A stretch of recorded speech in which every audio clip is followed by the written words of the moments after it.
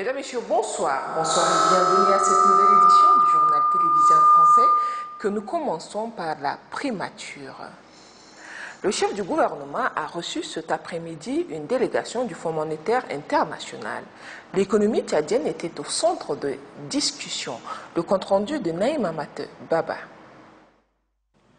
La visite de M. Jaroslo Oueksarek, chef de division adjoint pour le département Afrique, s'inscrit dans la perspective des activités du Fonds monétaire international FMI pour palper la situation économique de notre pays. Le FMI, dans le cadre de ses activités, organise 2 réunions annuelles avec les pays dont il a des relations de coopération. C'est dans cette optique que la présente venue du panel de cette institution s'inscrit. Nous sommes au point de finaliser notre mission. Nous avons passé 2 semaines. Notre visite chez le Monsieur Premier ministre, c'est juste pour lui faire savoir que la visite est plein de bon travail et qu'on peut dire que le travail a été bien accompli. Nous sommes rassurés parce que par ce qu'on a appris pendant notre séjour à N'Djamena que le pays est sur bonne piste pour les programmes de référence. C'est exactement cela ce qu'on voulait communiquer au Monsieur le Premier ministre. Créé en 1944 à Bretton Woods avec siège à Washington, le FMI est une institution internationale multilatérale qui regroupe 187 pays.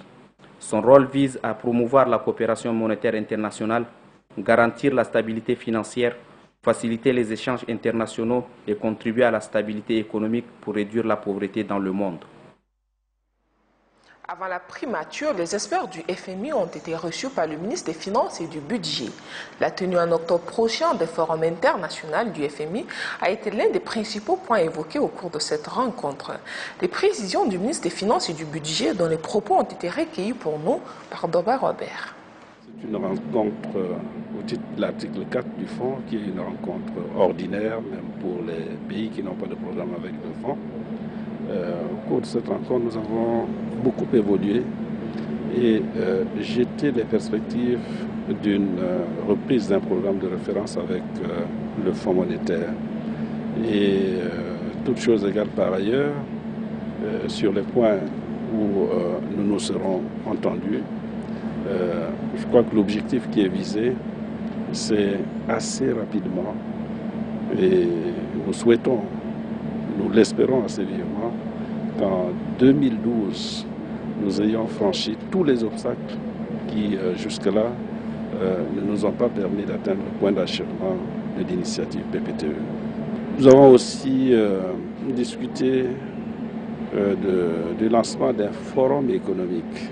Et d'ici le mois d'octobre, il sera organisé et c'est un forum qui va regrouper, outre l'extérieur, l'intérieur du Tchad avec toutes les sensibilités parce que nous voulons mettre au point, pour accompagner le renouveau du Tchad, un programme qui est l'adhésion des Tchadiens eux-mêmes dans toutes leurs composantes et que cela soit appuyé par la communauté internationale. C'est la raison pour laquelle nous avons eu le besoin du Fonds monétaire international, comme sûrement d'autres partenaires, pour que ce forum puisse être une réussite totale pour le Tchad et, comme je le disais, régir pratiquement le programme économique qui accompagnera le renouveau du Tchad pour les 5 années à venir et davantage. L'ambassadeur de Chine au Tchad s'est rendu ce matin à la maison des médias située au quartier Moursal. Le diplomate chinois était accompagné du ministre de la Communication, porte-parole du gouvernement. Yang Guangyu a au cours de cette visite remis quelques matériels informatiques aux responsables de la maison des médias. Kadnouba Théophile. La coopération entre la Chine et le Tchad englobe plusieurs domaines. L'un des secteurs majeurs de ce partenariat est la communication. Ces dernières années, la Chine appuie fortement ce domaine. L'intervention chinoise touche aussi bien les médias publics que privés. En se rendant à la maison des médias, l'ambassadeur de Chine au Tchad montre tout l'intérêt que son pays porte aux médias tchadiens. La présence du ministre de la Communication, Kalzebe Pahimi Debe, prouve également le degré d'attention accordé à ce secteur hyper stratégique. Un secteur qui joue un rôle de premier plan dans le renforcement de la démocratie, des libertés et des droits de l'homme. Un secteur qui œuvre aussi au développement à travers l'information et la sensibilisation.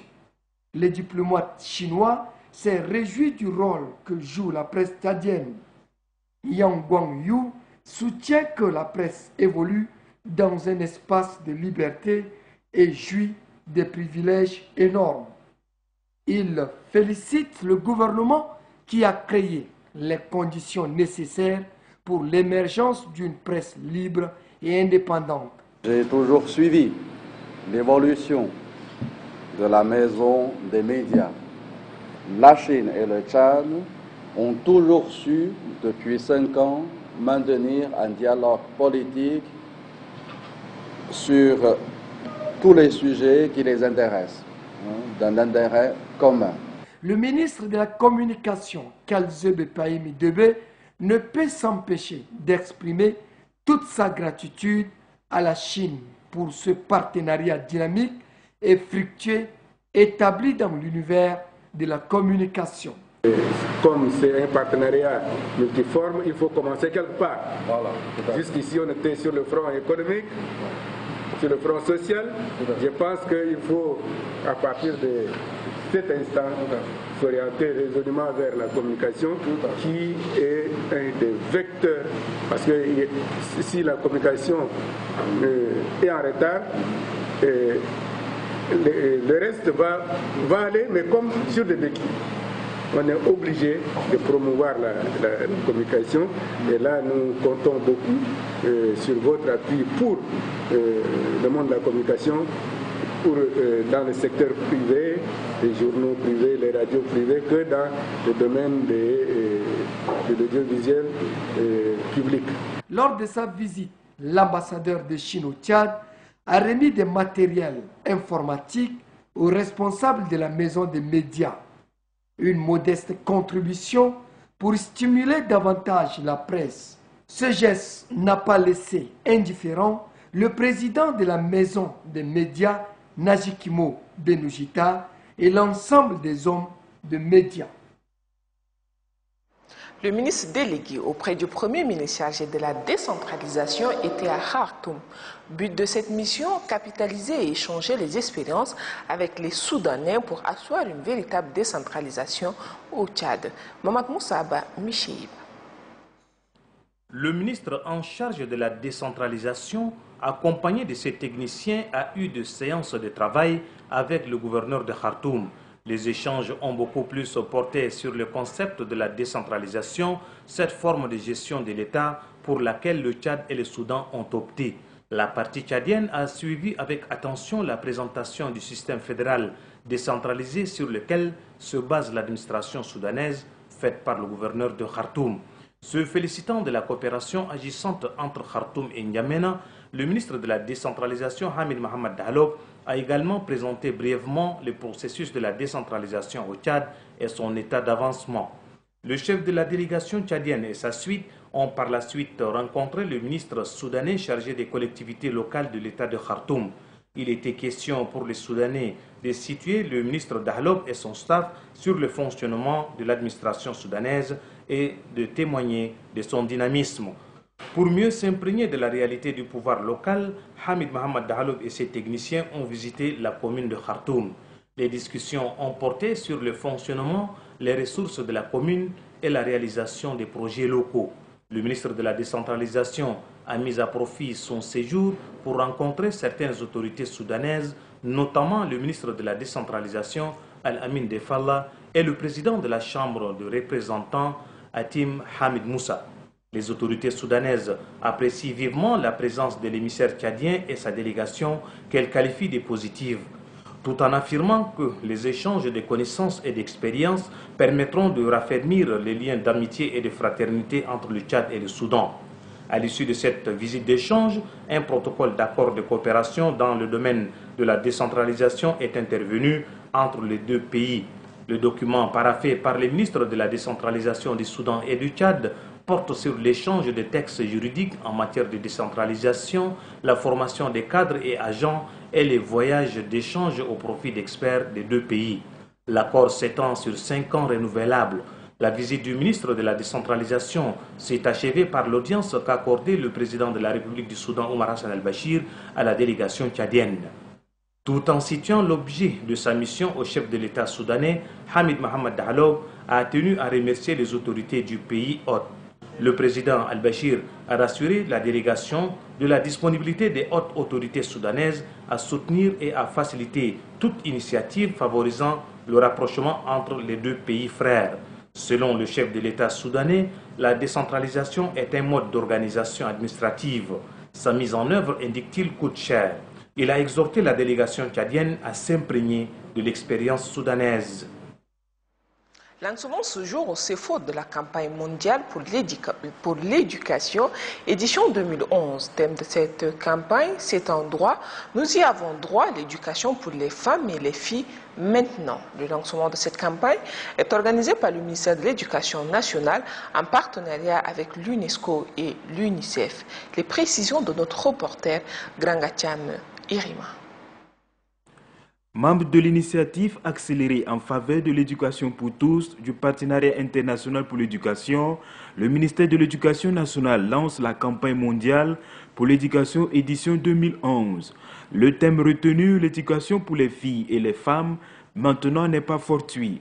Les organisateurs de la campagne mondiale pour l'éducation édition 2011 l'ont choisi pour transmettre 2 messages importants, a indiqué la secrétaire d'État à l'éducation nationale. Le premier a trait à la définition par les pays de leurs propres objectifs en matière d'éducation, ce qui se traduit au Tchad à travers la stratégie nationale de la réduction de la pauvreté SNRP2 qui met un accent particulier sur l'enseignement primaire, la gratuité de la scolarité particulièrement pour les filles, la construction des écoles et l'attribution des cantines scolaires dans les zones reculées constituent les principaux axes de cette politique. Le deuxième message est orienté vers la mise en œuvre d'actions ciblées. Il s'agit d'optimiser la qualité de l'enseignement grâce au renforcement des capacités des instituteurs par des formations régulières. L'importance qu'accorde le gouvernement tchadien à l'éducation se manifeste par la signature de plusieurs conventions internationales. Si le gouvernement reconnaît le rôle déterminant de l'éducation dans le processus de développement durable, c'est à travers elle que la population acquiert leur autonomie et le développement de leur potentiel naturel.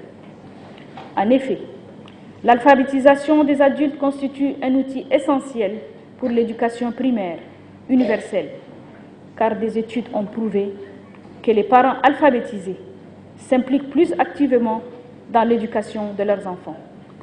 Élèves et lycéens ont au cours de cette cérémonie de lancement officiel présenté un sketch qui interpelle la conscience de toute la société sur la nécessité de promouvoir l'accès de la jeune fille à l'école. Pour eux, l'éducation n'est pas l'affaire exclusive du ministère en charge de l'éducation.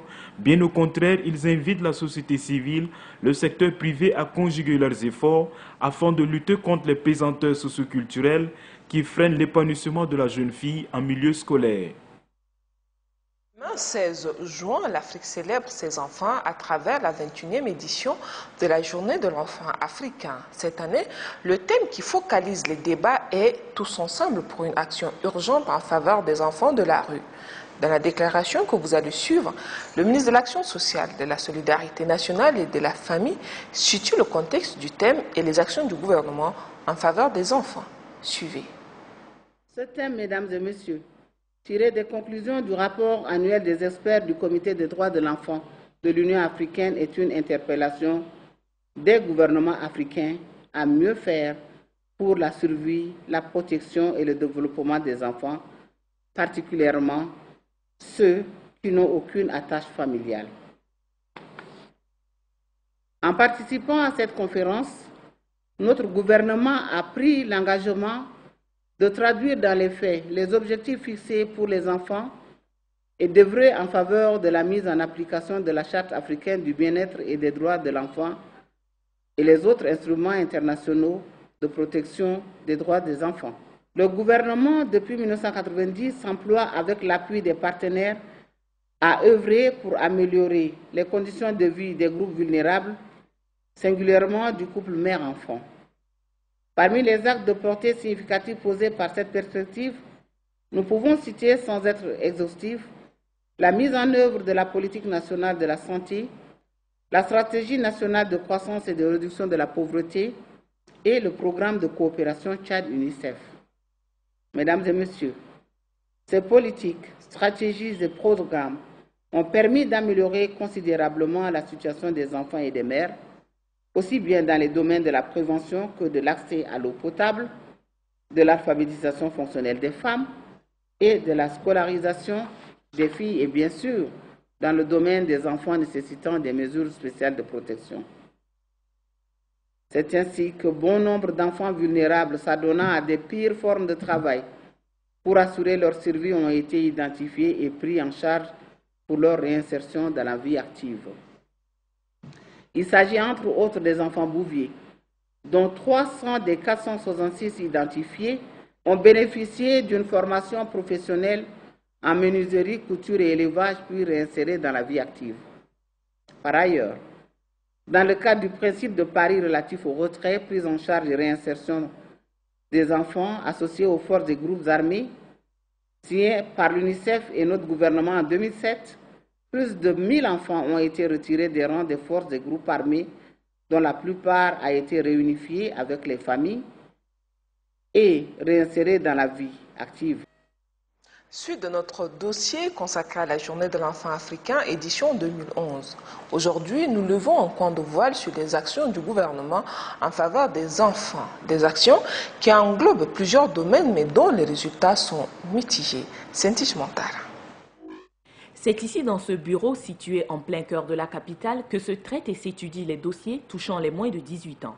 La direction de l'enfance est l'un des organes techniques chargés de concrétiser la volonté politique de l'État en faveur des enfants. Pour le directeur de l'enfance, cette volonté est manifeste. En témoigne la ratification des principaux textes relatifs à l'enfance. Il s'agit entre autres de la Convention des droits de l'enfant et de la Charte africaine des droits et du bien-être de l'enfant. Au plan national également, on souligne que beaucoup d'actions ont été réalisées. Il a été élaboré un programme national d'action en faveur de l'enfant tchadien, le PRONAFET. Donc, partant de ce programme, on a essayé de créer d'autres programmes et l'application de ce programme et ces politiques ont permis d'améliorer substantiellement la situation des enfants, que ce soit dans la prévention. Tous les ans, vous voyez, on est en train de vacciner les enfants. Il y a la vaccination de routine et il y a les journées nationales de vaccination qui se fait tous les ans. Nous avons, depuis le PARSET, la construction de 2000 salles de classe par an, que le gouvernement le fait, et ce qui a permis qu'aujourd'hui, le taux de scolarisation, surtout le taux de scolarisation des filles, a beaucoup augmenté et la mortalité infantile a aussi diminué à cause de la distribution des moustiquaires imprégnés. Outre ces actions, le gouvernement s'investit pour la cause des enfants associés aux forces et groupes armés. Illustration avec cette conférence régionale tenue à N'Djamena en juin 2010. C'était l'occasion pour réfléchir à ce phénomène et aux solutions en vue de l'éradiquer. Un an après la conférence, le gouvernement tchadien et l'UNICEF viennent de signer un plan d'action. Et si l'exécutif entend honorer ce nouvel engagement, il demeure conscient que les défis à relever sont énormes.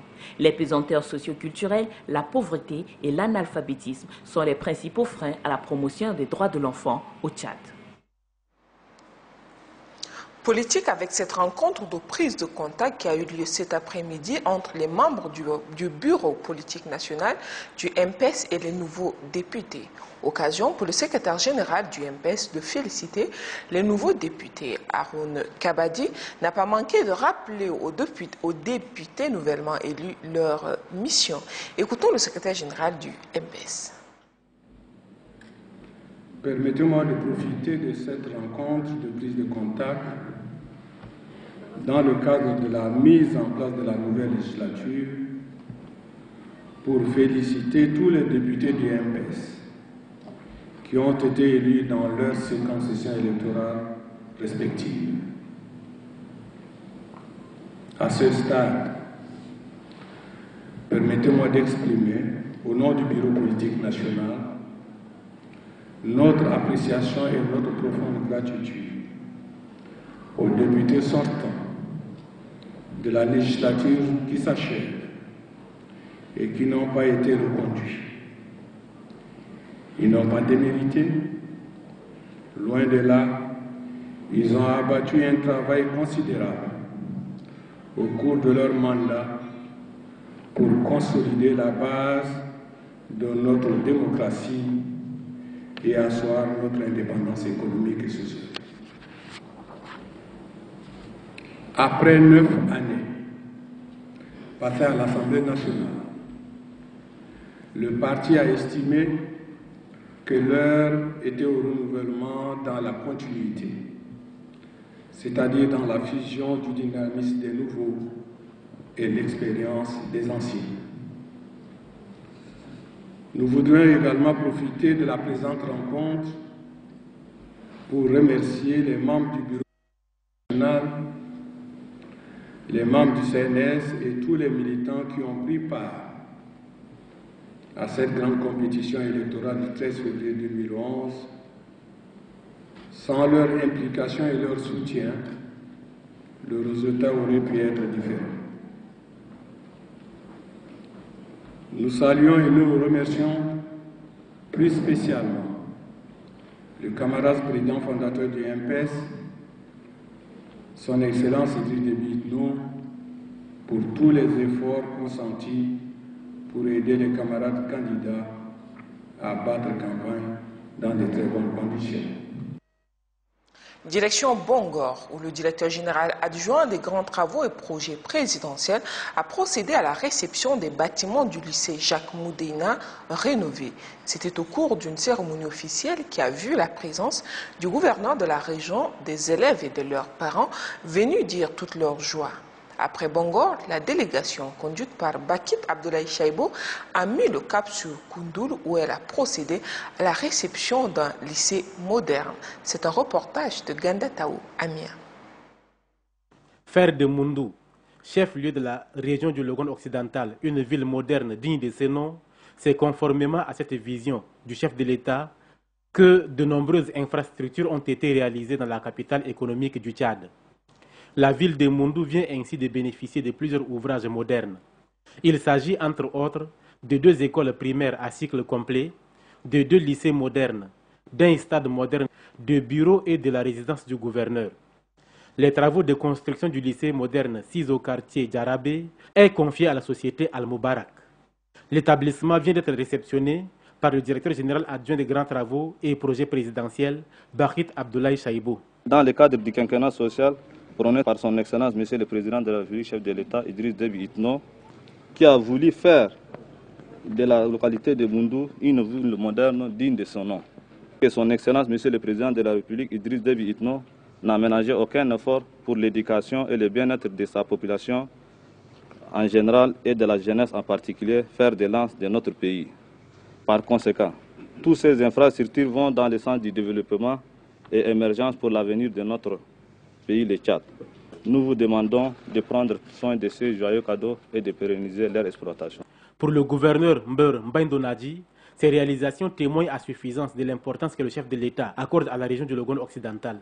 Nous ne doutons pas un seul instant que le chef de l'État, son Excellence M. Idriss Déby Itno, quand il promet, il fait. Il a promis ce lycée et nous le voyons. Ce matin, nous avons visité aussi d'autres sites qu'il avait promis en août 2010. C'était des doutes, c'était des questions. À quand ces réalisations? Mais il n'y a plus de doutes. Après la réception provisoire du lycée moderne de Djarabé de Moundou, pour s'assurer de l'évolution des travaux, Bakit Abdoulaye Chaibo, accompagné du gouverneur du Logone occidental, a fait le tour des autres chantiers. Ici, au quartier Koutou, les travaux de construction du lycée sont arrêtés. L'entreprise GDT, en charge de la construction, accuse un retard dans l'exécution des travaux. Il en est de même de l'entreprise Tarmatec, chargée de construire une école primaire dans le quartier Bellevue. Le retard qui est dit au niveau des 2 sites que nous avons visités, au niveau des résidences du gouvernorat et au niveau du lycée moderne qui était attribué à l'entreprise GDT Meubles. Il y a eu des lanternes et nous avons aussi notifié à l'entreprise de commencer les travaux et de respecter les délais. Dans les cas échéants, nous allons prendre des mesures selon les codes du marché. Après l'inspection et les remarques faites, le directeur général adjoint des grands travaux et projets présidentiels envisage de tenir une réunion d'urgence avec les responsables des entreprises et le cabinet de contrôle.